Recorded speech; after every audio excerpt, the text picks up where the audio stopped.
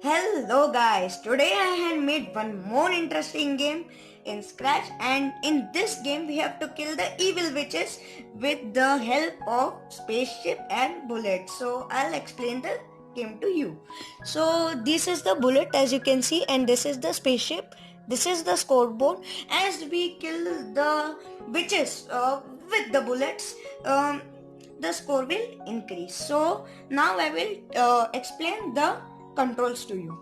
From the right arrow, it will go to right, the spaceship will go to right, of course, and from the left arrow, the spaceship will go to the left. And this is our space key, from which if we press this space key, the bullets are releasing. So I'll tell you the demo.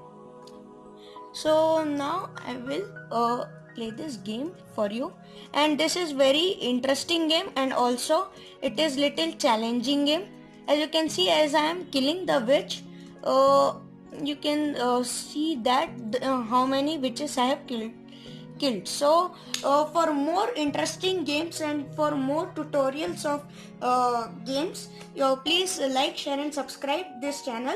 And also guys, many interesting videos will be coming in few days. I'm working on it very hard, so you can subscribe my channel. Till then, take care and bye bye.